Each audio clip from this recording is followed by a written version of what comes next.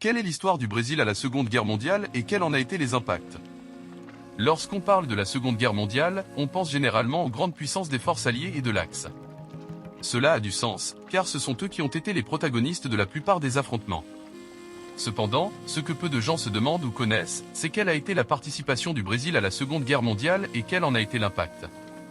Dans la vidéo d'aujourd'hui, nous allons découvrir pourquoi le Brésil est entré dans la guerre, quelles en ont été les conséquences, et ce qu'était la force expéditionnaire brésilienne, un groupe de héros peu rappelé ou mentionné dans l'histoire de notre pays.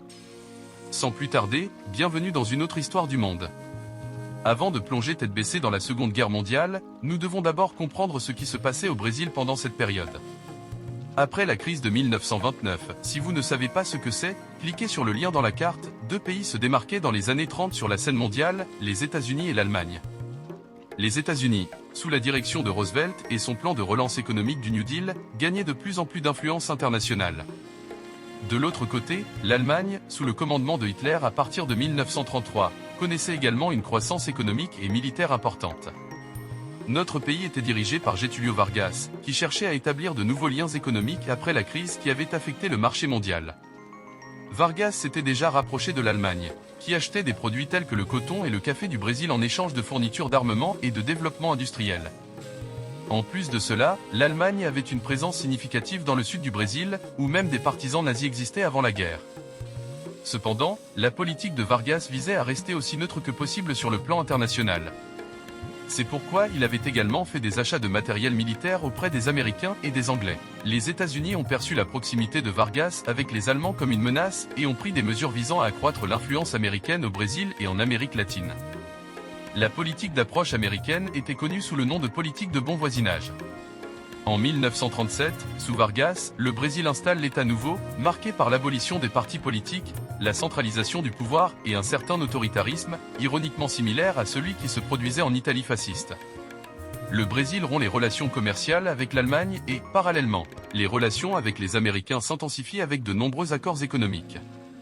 Les États-Unis obtiennent des concessions dans l'industrie du caoutchouc et la permission de construire des bases aériennes dans le nord-est du Brésil pour une compagnie d'avions appelée Banet.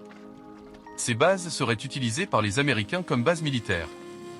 Toute cette situation était observée par les diplomates allemands qui rendaient compte de tout en Allemagne. Cette approche progressive du Brésil se concrétise avec l'attaque de Pearl Harbor en 1941 et la déclaration de guerre des Américains contre le Japon. En réponse, le Brésil, lors d'une conférence de chanceliers, rompt toute relation diplomatique avec les forces de l'Axe le 28 janvier 1942.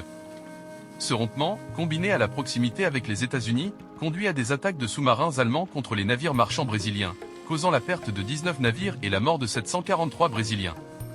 Ces attaques suscitent une grande pression populaire pour que le Brésil participe à la guerre, ainsi qu'une certaine pression américaine.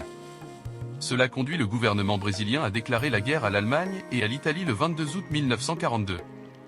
Les bases aériennes qui avaient été établies précédemment servent désormais de lieux importants de décollage pour les troupes américaines en Europe, devenant ainsi le trampoline de la victoire.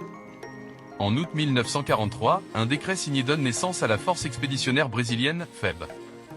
Des soldats de différentes origines et régions du pays sont appelés à former un groupe de 25 445 soldats, surnommés les Praçina. Ils recevraient une formation et du matériel des États-Unis. Malgré les critiques et les doutes quant à la capacité des Brésiliens à combattre, en juillet 1944, les Praçina, contredisant leurs détracteurs, partent en direction de l'Italie pour rejoindre la 5e armée américaine. Le Brésil envoie ainsi le plus grand contingent de troupes d'Amérique latine en Europe. La campagne de la FEB en Italie dure 7 mois et 19 jours. Ils se battent sur deux fronts, notamment dans la région du fleuve Serchio et sur la plus difficile, celle du fleuve Reno. La force aérienne brésilienne participe également au combat avec 374 militaires et 28 avions.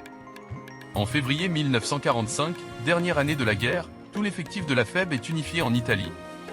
En février 1945, après 4 tentatives infructueuses de prendre Monte Castelo, les forces brésiliennes réussissent finalement à battre les Allemands et à prendre la position stratégique. Cette victoire a montré la maturité des Praçina, même s'ils étaient arrivés récemment sur le front.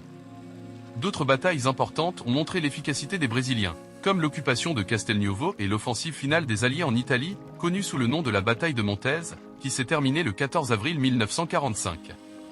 La campagne brésilienne en Italie s'est terminée le 2 mai 1945 avec le cessez-le-feu sur le front italien. Sur les Brésiliens envoyés au front, 443 ont perdu la vie. Le premier contingent de la FEB est rentré au Brésil le 18 juillet 1945, accueilli avec beaucoup d'enthousiasme lors du défilé militaire de la Parade de la Victoire. Vargas, malgré ses similitudes avec les régimes totalitaires contre lesquels la FEB avait combattu, cherchait à ramener et à démobiliser rapidement la force qui avait combattu. Cela a contribué à obscurcir les efforts et les réalisations des soldats brésiliens dans la Seconde Guerre mondiale. L'État nouveau de Vargas était totalement opposé à la lutte pour la liberté à laquelle les Pracinas s'étaient engagés, même au prix de leur vie en Europe. La FEB a été officiellement dissoute le 6 juillet 1945. Au fil des ans, les exploits et les soldats qui ont participé à la campagne en Italie sont tombés de plus en plus dans l'oubli et ont même été raillés par des personnes minimisant l'importance du contingent brésilien. Certes, le Brésil était un petit acteur dans cette guerre, mais ce que ces hommes ont réussi à accomplir avec peu de formation, d'armement et de conditions appropriées a été suffisant pour impressionner même les armées d'autres grands pays. En Italie, plusieurs villes portent le nom des Pracinas, comme la ville de Pistoia, où le Brésil est appelé Praça. Même un monument en hommage aux Pracinas morts au combat est conservé.